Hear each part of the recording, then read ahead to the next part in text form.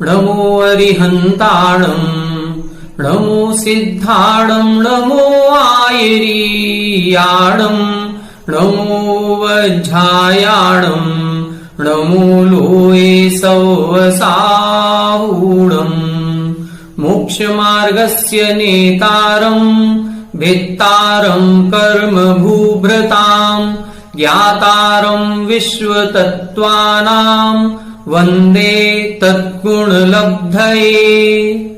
1008 श्री मूलनायक आदिनाथ भगवान की जय। द्वासांग जिनवाणी माता की जय। आचार्य श्रेष्ठ आचार्य गुरुवर श्री 108 पूज्यपाद स्वामी महाराज की जय। आचार्य श्रेष्ठ आचार्य गुरुवर श्री 108 विद्यासागर जी महाराज की जय। जगत पूज्य निर्यापक श्रमण मुनि पुंगव श्री 108 सुधा सागर जी महाराज की जय। समस्त मुनि संघ की जय। मोदी स्वाध्याय सुधा यूट्यूब चैनल पर आप सभी दर्शकों का एक बार पुनः हार्दिक स्वागत, हार्दिक अभिनंदन। पूज्यवर आचार्य पूज्यपाद स्वामी जी द्वारा विरचित सर्वार सिद्धि ग्रंथराज की स्वाध्याय श्रृंखला में हम सभी तीसरे अध्याय का स्वाध्याय कर रहे हैं और तीसरे अध्याय के अंतर्गत करीब 30 सूत्रों का अर्थ हमने समझ लिया है। पिछली 2-3 कक्षाओं से हम काल परिवर्तन के बारे में समझ रहे हैं कि काल परिवर्तन कैसे होता है, काल चक्र क्या कहलाता है, उत्सर्पणी अवसर्पणी का क्या स्वरूप होता है, 6 काल कौन कौन से होते हैं और कौन से क्षेत्र में कौन से काल का परिवर्तन होता है, इस विषय पर अपनी चर्चा चल रही है। हमने समझा था कि एक कल्पकाल 20 कोड़ा कोड़ी सागर का होता है, जिसके 2 भाग किए जाते हैं, 10 कोड़ा कोड़ी सागर की उत्सर्पणी और 10 कोड़ा कोड़ी सागर की अवसर्पणी।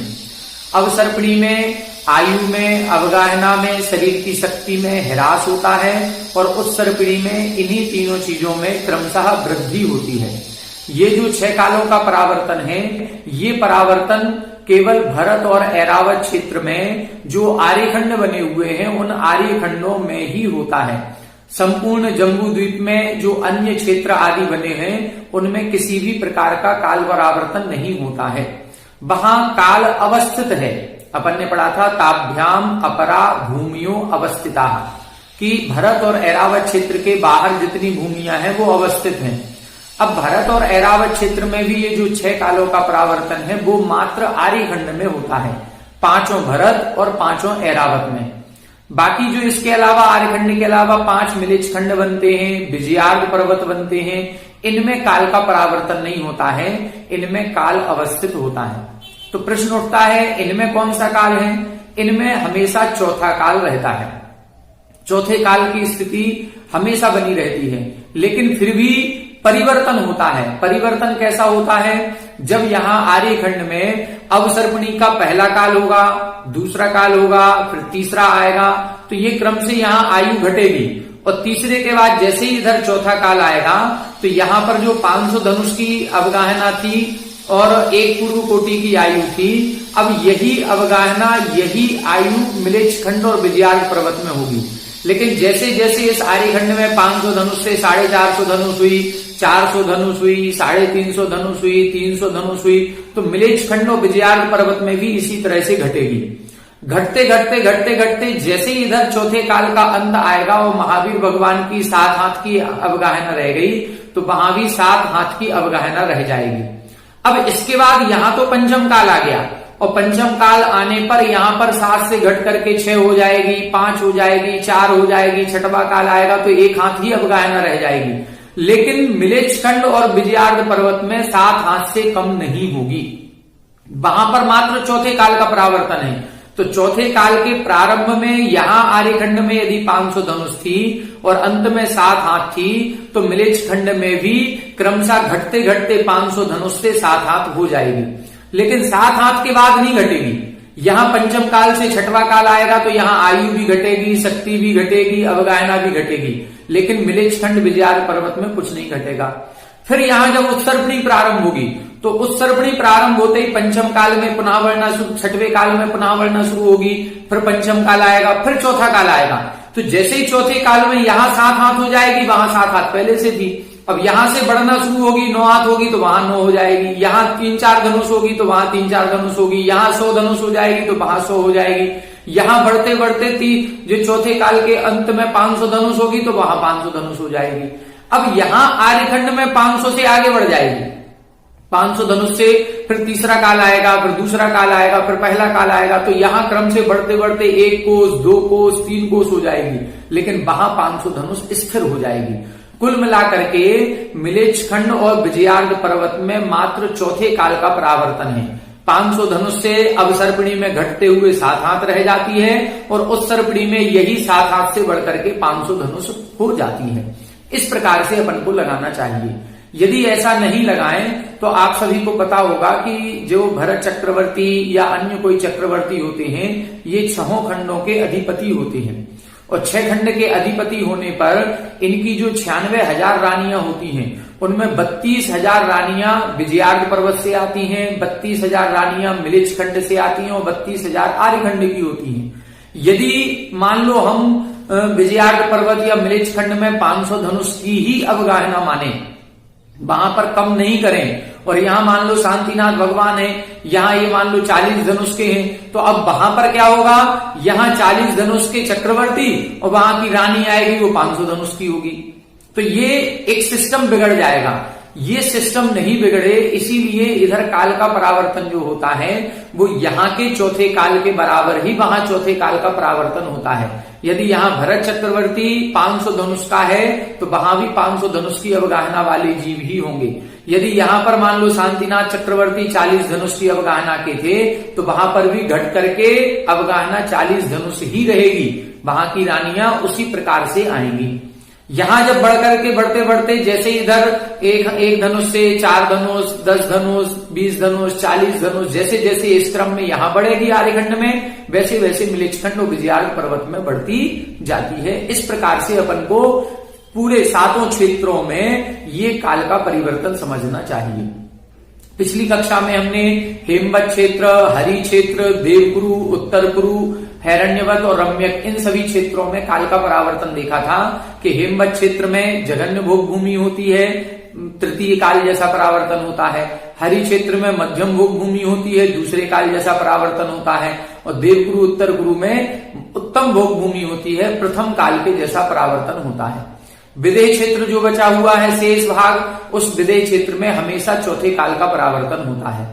भरत ऐरावत क्षेत्र के आर्यखंड में 6 कालों का परावर्तन होगा और जो विजयार्ध पर्वत है या मिलेच्छ खंड है, इनमें मात्र चौथे काल का परिवर्तन होता है। ये जो काल का परिवर्तन है ये केवल 2.5 द्वीप में लगाना है। 2.5 द्वीप के बाहर जो मानसोत्तर पर्वत है, मानसोत्तर पर्वत से लेकर के जो अंतिम स्वयंभू रमण द्वीप आएगा, और उस स्वयंभू रमण द्वीप के बीचों बीच एक पर्वत है जिसका नाम है स्वयं प्रभ पर्वत। तो इधर मानसोत्तर पर्वत से लेकर के स्वयं प्रभ पर्वत तक जो असंख्यात द्वीप और समुद्र बचेंगे, इन असंख्यात द्वीप और समुद्रों में हमेशा तीसरे काल का परावर्तन होता है, अर्थात वहां पर हमेशा जघन्य भोग भूमि ही रहती है। फिर स्वयंप्रभ पर्वत के बाद क्या स्थिति है, तो स्वयंप्रभ पर्वत के बाद जो आधा स्वयंभू रमण द्वीप बचा और पूरा स्वयंभू रमण समुद्र बचा, ये जो स्वयंभू रमण द्वीप आधा और पूरा स्वयंभू रमण समुद्र, इन दोनों जगह कर्म भूमि की व्यवस्था होती है और वहां हमेशा चौथे काल का परिवर्तन होता है। तो ये काल का परिवर्तन अपन को पूरे मध्यलोक में समझना चाहिए। अब यहां पर देखें, अपन उत्थानिका देख रहे थे पेज नंबर 168 पर, सूत्र नंबर 31 अपन ने देखा था विदेहेषु संख्ये काला, जिसकी उत्थानिका 426 हो गई थी। आज 427 नंबर से अपन प्रारंभ करेंगे। इसमें अपन ने एक पूर्व कोटि का परिमाण भी देखा था कि विदेह क्षेत्र में उत्कृष्ट आयु एक पूर्व कोटि की होती है। हमने बताया था 84 लाख वर्षों का एक पूर्वांग होता है और फिर 84 लाख पूर्वांगों का एक पूर्व होता है। अब मतलब 84 लाख में 84 लाख का गुणा करें तो जितना परिमाण आएगा उसमें फिर 1 कोटि का गुणा करें, 1 करोड़ का, तब जाकर के बनेगा एक पूर्व कोटि। देखें यहां पर अपन ने एक गाथा पढ़ी थी और उस गाथा का नीचे हिंदी में एक अर्थ लिखा हुआ है। उस अर्थ में इन्होंने एक पूर्व कोटि का परिमाण लिख दिया। इन्होंने लिखा एक पूर्व कोटि का प्रमाण 70 लाख करोड़ और 56,000 करोड़ वर्ष जानना चाहिए। ये इधर गलत लिख गया। ये एक पूर्व कोटि का प्रमाण नहीं है, ये मात्र एक पूर्व का प्रमाण है। जो गाथा लिखी है उस गाथा में मात्र पूर्व का प्रमाण है, ये पूर्व कोटि का नहीं है। पूर्व कोटि का प्रमाण बनाने के लिए इसमें अभी 1 करोड़ का गुणा और करना पड़ेगा। तो अपन संस्कृत से जब ऊपर से पढ़ेंगे तो हमें दिखाई देगा कि ये जो गाथा लिखी है इसमें लिखा कुब्बस सदु परिमाणम, ये केवल पूर्व का परिमाण है कि 70,56,000 करोड़, ये जो प्रमाण है ये केवल एक पूर्व का है। अब इसमें जब 1 करोड़ का गुणा और करेंगे तब जाकर के एक पूर्व कोटि बनेगी। तो जो एक पूर्व कोटि का प्रमाण लिखा है नीचे, उसमें से कोटि शब्द हटा दें, उसमें लिखें एक पूर्व का प्रमाण, कोटि शब्द काट दें, और एक पूर्व कोटि का बनाने के लिए इसमें 1 करोड़ का गुणा और किया जाएगा। इस प्रकार से समझना है। आइए देखें पेज नंबर 168, उत्थानिका 427। अब यहां बता रहे हैं उक्तो भरतस्य विस्कंभः, भरत क्षेत्र का विस्तार आपने बता दिया था। कब बताया था? जब सूत्र लिखा था भरतः षड्विंशति पंच योजन शत विस्तारः षड चैकोन विंशति भागा योजनस्य। इस सूत्र में बताया था कि भरत क्षेत्र का विस्तार 526 सही 6/19 योजन होता है। 526 योजन पूरा है और अगले एक योजन के 19 भागों में से 6 भाग होता है। अब यहां बता रहे हैं पुनः प्रकारांतरेण तत्प्रतिपत्त्यर्थम आह। अब दूसरे प्रकार से उस भरत क्षेत्र का विस्तार बता रहे हैं। एक पहले विस्तार बता दिया कि भरत क्षेत्र कितना है, ये 526 सही 6/19 है। अब दूसरे प्रकार से इसको प्रकारांतर से इसको बता रहे हैं। सूत्र नंबर 32, भरतस्य विस्कंभो जम्बू द्वीपस्य 90 भागः, भरतस्य विस्कंभो जम्बू द्वीपस्य 90 भागः। यहां बता रहे हैं भरतस्य विस्कंभो, भरत क्षेत्र का जो विस्तार है वो जम्बू द्वीपस्य, संपूर्ण जम्बू द्वीप के विस्तार का 90 भागः, 90 यानी 90, शत यानी 100, 190वां भाग होता है। क्या मतलब? यहां ये बता रहे हैं भरत क्षेत्र का विस्तार कितना है 526 सही 6/19, जम्बू द्वीप का विस्तार कितना है 1,00,000 योजन। तो जब जम्बू द्वीप का विस्तार 1,00,000 योजन है और भरत क्षेत्र का विस्तार 526 सही 6/19 योजन है, तो ये भरत क्षेत्र पूरे जम्बू द्वीप के कौन सा भाग कहलाएगा? 1,00,000 में से यदि हम भाग करेंगे तो कौन सा भाग इसका कहलाएगा? तो ये 190वां भाग कहलाएगा। मतलब 526 सही 6/19 में 190 का गुणा करेंगे तो 1,00,000 हो जाएगा, और 1,00,000 में यदि हम 190 का भाग लगाएंगे तो 526 सही 6/19 निकलेगा, या 1,00,000 में 526 सही 6/19 का भाग लगाएंगे तो 190 निकलेगा। कुल मिलाकर के कहीं से कहीं गुणा भाग कर लें। भरत क्षेत्र का विस्तार यदि स्वतंत्र रूप से देखा जाए तो 526 सही 6/19 है, और जम्बू द्वीप की अपेक्षा से देखा जाए तो जम्बू द्वीप की अपेक्षा से 190वां भाग होता है। आइए इसको समझने का अपन प्रयास करते हैं, बोर्ड से चित्र के माध्यम से समझेंगे। देखें इधर हमने ये जम्बू द्वीप का चित्र बनाया हुआ है, और ये जम्बू द्वीप का विस्तार यहां ऊपर से लेकर के यहां नीचे तक कितना है 1,00,000 योजन, और भरत क्षेत्र का विस्तार इस हिम्मत पर्वत से लेकर के ये लाइन जो अपन ने खींच दी, ये कितना है, ये 526 सही 6/19 है। और हम क्या कह रहे हैं, आचार्य बता रहे हैं कि ये 190वां भाग होता है। कैसे होगा? 190 का भाग अपन 1,00,000 में लगाएंगे, और जब 1,00,000 में 190 का भाग लगाएंगे तो उत्तर आएगा 526 सही 6/19। अब 1,00,000 में भाग लगाएंगे तो पहले 5 बार जाएगा, 5 0 की 0, 5 नाम 45 की 5, 4 1 5 9, कितना बचा 50। फिर ये अपन ने 0 यहां उतारी, फिर जितना जाएगा 2 बार, तो कितना हो गया 380, बचेगा 120। फिर ये 0 उतारी, फिर जाएगा 6 बार, 6 0 की 0, 6 नाम 54 की 4, हासिल 5, 6 एकम 6 और 5 11, यहां कितना बचा 7। अब कितना हो गया ये 526 सही 60/190। अब ये बिंदी से ये बिंदी अलग हो जाएगी तो कितना बचेगा 526 सही 6/19। कुल मिलाकर के यदि जम्बू द्वीप 1,00,000 योजन का है और भरत क्षेत्र 526 सही 6/19 है, तो ये भरत क्षेत्र पूरे जम्बूद्वीप का 190वां भाग निकलेगा। कैसे 190 भाग निकलता है, इसको अपन दूसरी अपेक्षा से और समझने का प्रयास करते हैं। इसके अलावा अब अपन देखेंगे, अभी अपन ने एक सूत्र पढ़ा था कि भरत क्षेत्र का विस्तार जितना है उससे दुगना दुगना विस्तार आगे के पर्वत और क्षेत्रों का है। यदि मान लो हम भरत क्षेत्र को एक योजन माने, एक भाग, यदि भरत क्षेत्र 1 है तो हिम्मन पर्वत कितना होगा 2, फिर हिम्मत क्षेत्र कितना हो जाएगा 4, फिर ये महाहिम्मन पर्वत कितना हो जाएगा 8, फिर यहां ये जो हरि क्षेत्र है ये कितना हो जाएगा 16, फिर ये निषद पर्वत कितना होगा 32, फिर ये विजय क्षेत्र कितना हो गया 64। अब इसके बाद घटेंगे तो ये नील पर्वत कितना होगा 32, फिर ये विजय क्षेत्र के बाद कौन सा रम्य क्षेत्र कितना हो जाएगा 16, फिर यहां ये शिखरिन रुक्मी पर्वत कितना हो जाएगा 8, फिर ये हैरण्यवत क्षेत्र 4, फिर ये शिखरिन पर्वत 2 और फिर ये ऐरावत क्षेत्र 1। क्रम से दुगना दुगना किया अपन ने जैसा इन्होंने बताया था। फिर इन्होंने लिखा था विदेह क्षेत्र तक लगाना है, उत्तरा दक्षिण तुल्या, उत्तर की जितनी सामग्री या जितने पर्वत क्षेत्र आदि हैं वो दक्षिण के समान है। अब इनको जब अपन जोड़ेंगे तो कितना हो जाएगा, इतना ये अपन अलग जोड़ लें, इतना ये अपन अलग जोड़ लें और फिर इसको 64 से मिला दें। तो 1 और 2 3 4 7 8 15 16 31 और 32 63। इसी तरह से ये भी 63 आएगा, 1 और 2 3 4 7 8 15 16 31 और 32 63 और 64 ये हो गया। इन तीनों को जोड़ो तो 4 और 3 7 3 10 का 0 और 6 3 18 और 1 19, ये आ गया 190।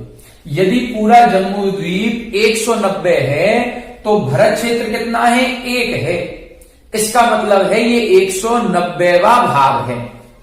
तो अब हम किसी भी प्रकार से बोले भरत क्षेत्र कितना है, तो भरत क्षेत्र का विस्तार कितना है, विस्तार तो है 526 सही 6/19, लेकिन जम्बू द्वीप जो 1 लाख योजन का है उस 1 लाख जम्बू द्वीप के विस्तार के सामने ये उसकी अपेक्षा से 190वां भाग होता है।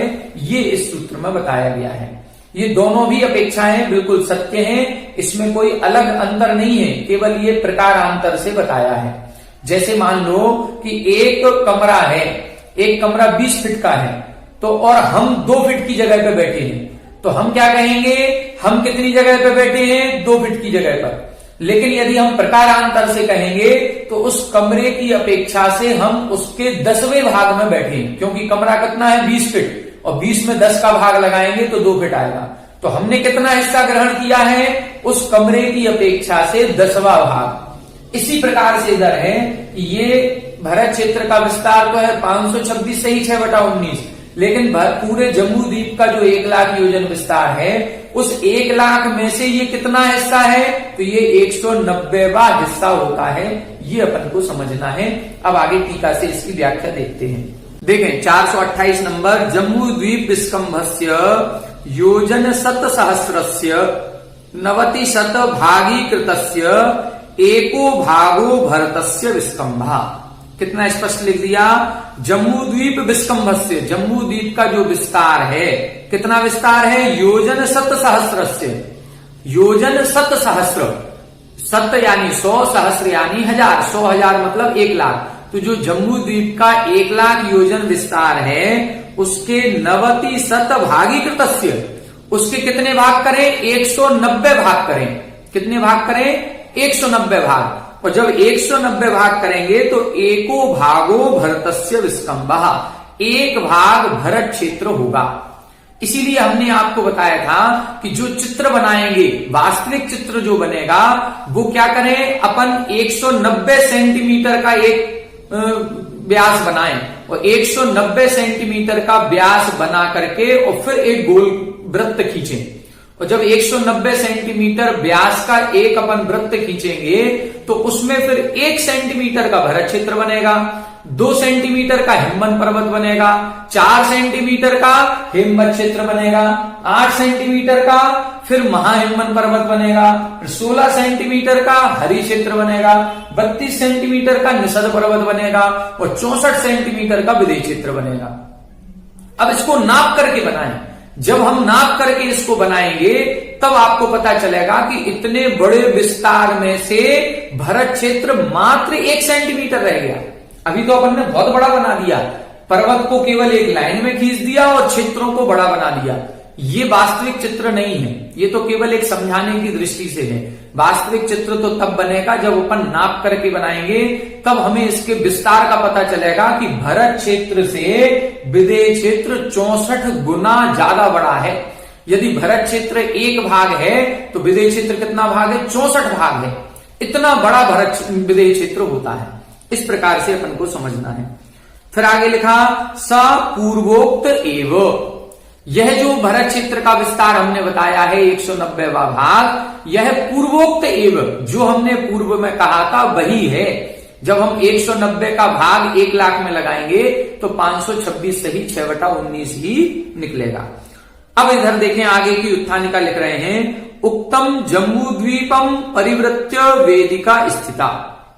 ये जो हमने जम्बू द्वीप का विस्तार कहा है, इस जम्बू द्वीप को घेरे हुए, परिवृत्य घेरे हुए एक वेदिका स्थित है। वेदिका मतलब बाउंड्री वाल। इस जम्बू द्वीप की एक बाउंड्री वाल बनी हुई है। ततः परो लवणोदः समुद्रो। उस बाउंड्री वाल के बाद क्या है? उसके बाद है लवण समुद्र। और वो लवण समुद्र कैसा है? द्वियोजन शत सहस्र वलय विस्कंभा। और वो जो लवण समुद्र है द्वियोजन शत सहस्र मतलब 2 लाख योजन वलय विस्कंभा। वलय यानी गोल है और विस्कंभ यानी विस्तार वाला है। वह पहले जम्बू द्वीप हो गया। जम्बू द्वीप की पूरी संरचना इधर इन्होंने बता दी। 7 क्षेत्र हैं, 6 पर्वत हैं, 6 तालाब हैं, 14 नदियां हैं, ये सब कुछ इधर इन्होंने बता दिया। कौन से क्षेत्र में कौन सा काल का परावर्तन है ये भी सब बता दिया। अब यहां से अब अपना आगे बढ़ रहे हैं तो इन्होंने बताया कि जो जम्बू द्वीप है, इस जम्बू द्वीप को घेरे हुए एक पूरी वेदिका बनी हुई है, बाउंड्री वाल बनी है। और उस बाउंड्री वाल के उस तरफ समुद्र बना हुआ है जिसका नाम है लवण समुद्र, जो गोल है और 2 लाख योजन विस्तार वाला है। ततः परो धातकी खंडो द्वीपः योजन शत सहस्र वलय विस्कंभा। और उस लवण समुद्र को घेर करके फिर क्या है? ततः परो, उसके बाद धातकी खंडो द्वीप। धातकी खंड द्वीप है वो कैसा है? चतुः योजन शत सहस्र वलय विस्कंभा। वो 4 लाख योजन विस्तार वाला गोल द्वीप है। मतलब पहले जम्बू द्वीप है, इस जम्बू द्वीप को घेर करके डबल विस्तार का लवण समुद्र है और उससे दुगना विस्तार मतलब 4 लाख योजन प्रमाण धातकी खंड द्वीप है। अब यहां बता रहे हैं 429 नंबर, तत्र वर्षादीनाम संख्यादि विधि प्रतिपत्त्यर्थम आह। यहां बता रहे हैं तत्र, अब उस धातकी खंड द्वीप में क्या है? वहां पर वर्ष आदि नाम जो क्षेत्र हैं, पर्वत हैं, नदियां हैं, उनकी संख्या आदि विधि प्रतिपत्त्यर्थम आह। उनकी संख्या कितनी है उसका विधि बताने के लिए अगला सूत्र लिख रहे हैं कि उस धातकी खंड में कितने क्षेत्र हैं, कितने पर्वत हैं, कितनी नदियां हैं, ये कैसे निकालेंगे, उसकी विधि क्या है, उस विधि को बताने के लिए अगला सूत्र लिख रहे हैं। सूत्र देखें, द्विर्धातकी खंडे। द्विर्धातकी खंडे यहां बता रहे हैं द्विधातकी खंडे। जो धातकी खंड द्वीप है उसमें द्वि का मतलब होता है दूने दूने लगाना है। दूने दूने का मतलब दुगने दुगने, 2 गुने लगाना है। यदि जम्बू द्वीप में 7 क्षेत्र थे तो धातकी खंड में कितने हो जाएंगे? 14 क्षेत्र। यदि जम्बू द्वीप में 6 पर्वत थे तो धातकी खंड में कितने पर्वत हो जाएंगे? 12 पर्वत। यहां 14 नदियां थी तो वहां 28 नदी। यहां 1 मेरू पर्वत था, वहां 2 मेरू पर्वत हो जाएंगे। अब ये कैसे होंगे इसकी अपन संरचना चित्र भी समझेंगे और टीका से भी इसको पढ़ेंगे। पहले अपन टीका से पढ़ लें। भरतादीनाम द्रव्याणाम अभ्यावृत्ति विवक्षिता। यहां बता रहे हैं भरतादि नाम, जो भरत क्षेत्र आदि बने हुए थे, उन भरत क्षेत्र आदि द्रव्याणाम यानी वस्तुओं का, क्षेत्रों का, पर्वतों का, नदियों का, तालाबों का, इन सभी की अभ्यावृत्ति विवक्षिता, इनकी अभ्यावृत्ति यानी पुनरावृत्ति यहां पर विवक्षित है। जैसे क्षेत्र वहां थे वैसे ही क्षेत्र यहां बनेंगे। तत्र कथम शुच, यहां बता रहे हैं कि इस जो सूत्र बना है, इस सूत्र में शुच प्रत्यय किया गया है। तो प्रश्न ये हुआ कि यहां शुच प्रत्यय क्यों किया? तब इधर लिख रहे हैं अध्याह्रियमाण क्रियाभ्यावृत्ति द्योतनार्थ शुच। अध्याह्रियमाण, जिस क्रिया का हमें ग्रहण करना है, अधिकार ग्रहण करना है, उस ग्रहण करने के लिए हमने यहां शुच प्रत्यय किया है कि उस जो भी वस्तु हमको ग्रहण करनी है, पूर्व सूत्र से यहां पर लानी है, उस पूर्व सूत्र से उस वृत्ति को ग्रहण करने के लिए इसमें शुच प्रत्यय किया है। यथा द्विहि तावान अयम प्रासादो मीयते इति एवं द्विर्धात्की खंडे भरतादयो मीयन्ते इति। यथा यानी जैसे, द्विहि तावान अयम प्रासादो, यह जो प्रासाद यानी महल है, ये 2 मंजिल का महल है, ऐसा जाना जाता है। एवं इसी प्रकार से द्विहि धात की खंडे, तो ये जो धात की खंड द्वीप है ये भी दुगना दुगना है। भरतादयो मीयन्ते, इसमें हर संख्या, भरत क्षेत्र आदि की संख्या दुगनी दुगनी मानी जाती है, ऐसा अर्थ लगाना है। ये जब व्याकरण पढ़ेंगे तो व्याकरण में ये शुच प्रत्यय का प्रकरण आएगा, उससे ये जाना जाता है कि शुच प्रत्यय जहां किया जाता है वहां दुगनी दुगनी वस्तुओं का ग्रहण किया जाता है। तो यहां प्रश्न यही हुआ था कि शुच प्रत्यय क्यों कर दिया? तो दुगनी दुगनी वस्तुओं का ग्रहण हो जाए इसलिए किया है। तद यथा, अब इससे क्या अर्थ लेना है? द्वाभ्याम इक्ष्वाकार पर्वताभ्याम दक्षिणोत्तर आयताभ्याम लवणोद कालोद वेदिका स्पृष्ट कोटिभ्याम विभक्तो धात की खंडा पूर्वापर इति। यहां बता रहे हैं द्वाभ्याम इक्ष्वाकार पर्वताभ्याम, ये जो धात की खंड द्वीप है इसमें 2 इक्ष्वाकार पर्वत आएंगे। द्वाभ्याम इक्ष्वाकार पर्वताभ्याम, 2 इक्ष्वाकार पर्वतों के माध्यम से या द्वारा दक्षिणोत्तर आयताभ्याम। अभी जो अपन ने हिमवन आदि पर्वत पढ़े थे, ये क्या लिखा था? पूर्वापर आयता, पूर्व दिशा से पश्चिम दिशा तक फैले हुए। और यहां क्या लिख रहे हैं? दक्षिण उत्तर आयताभ्याम। ये जो इक्ष्वाकार पर्वत है ये दक्षिण से उत्तर फैले हुए हैं, ये खड़े में पर्वत बनेंगे। और कैसे हैं? लवणोद कालोद वेदिका स्पृष्ट कोटिभ्याम। यहां उस जो पर्वत बनेगा, उस पर्वत का एक सिरा लवण समुद्र को टच करेगा तो दूसरा सिरा कालोद समुद्र को टच करेगा। यहां जो अपन ने पर्वत बनाए थे, ये हिमवन पर्वत इस तरफ भी लवण समुद्र को टच किए था और इस तरफ भी लवण समुद्र को टच किए था। लेकिन जो धात की खंड में इक्ष्वाकार पर्वत बनेंगे वो उत्तर से दक्षिण तक लंबे बनेंगे और दोनों तरफ समुद्र को टच करेंगे। कौन से? अलग अलग समुद्र। एक तरफ यदि कालो समुद्र है तो दूसरी तरफ लवण समुद्र होगा। और कैसा है? विभक्तो धात की खंडा पूर्वा पर इति। इससे धात की खंड द्वीप के 2 भाग हो जाएंगे, एक पूर्व धात की खंड और एक पश्चिम धात की खंड। आइए इसको अपन पहले चित्र से समझते हैं, फिर इसके बाद आगे की टीका पढ़ेंगे। आइए देखें, ये बना है अपना जम्बू द्वीप। अब इस जम्बू द्वीप को घेर करके क्या बनेगा? लवण समुद्र। लवण समुद्र कितने विस्तार वाला है? 2 लाख योजन विस्तार वाला। इसको अपन बहुत छोटा सा बना रहे हैं क्योंकि आगे अपन को धात की खंड द्वीप की संरचना भी बनानी है।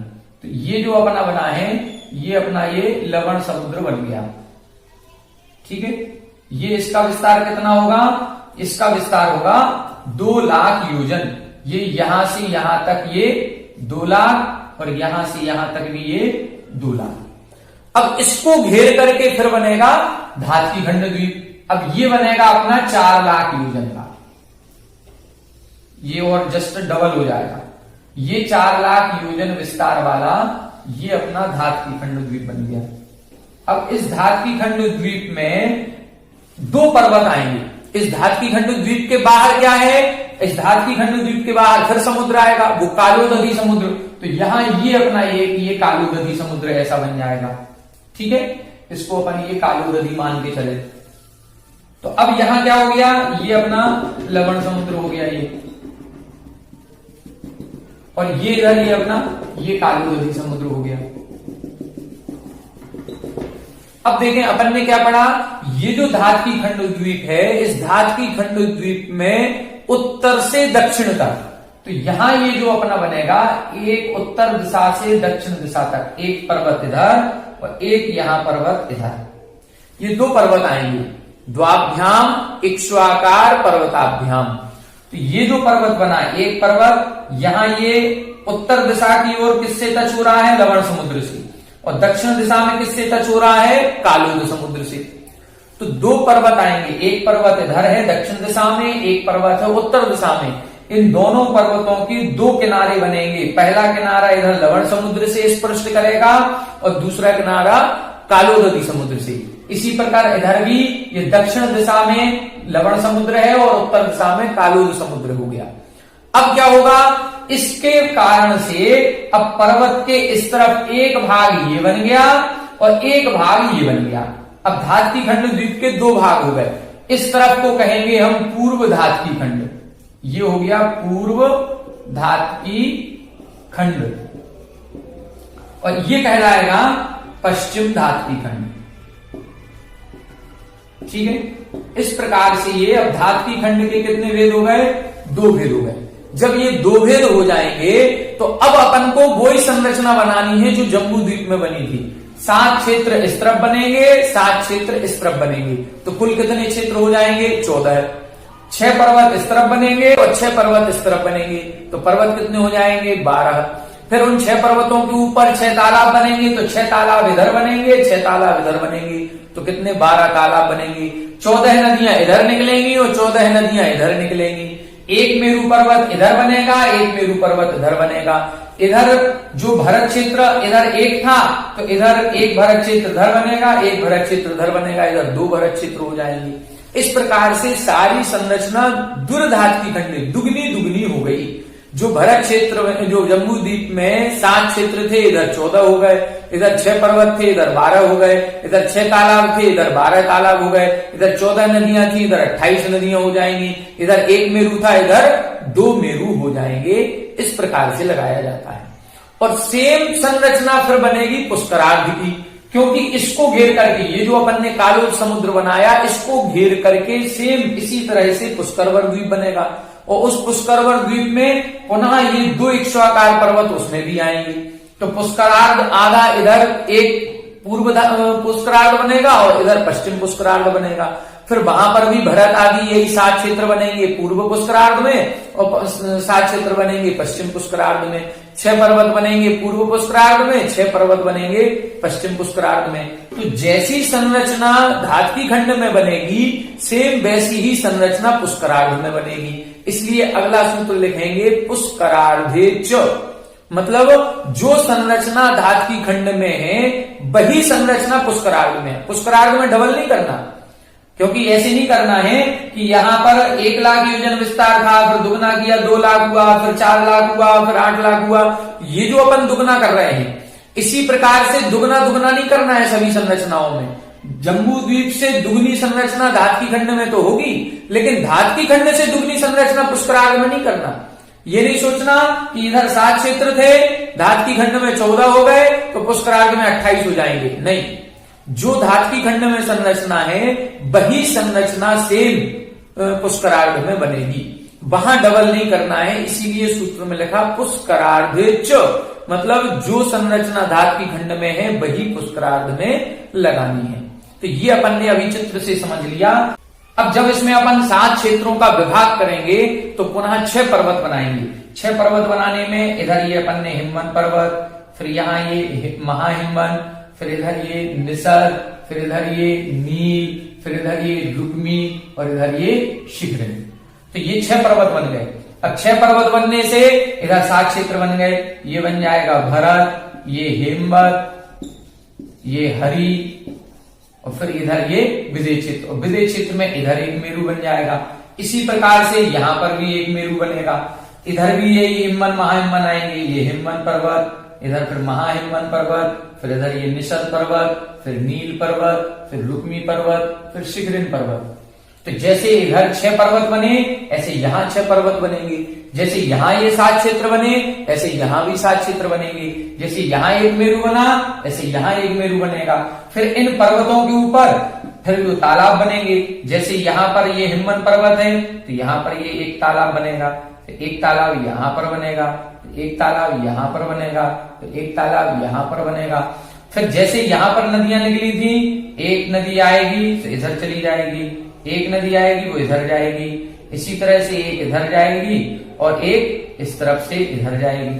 तो ऐसी ये दो दो नदियां निकलेंगी, फिर ये इधर आएगी, ये इधर आएगी।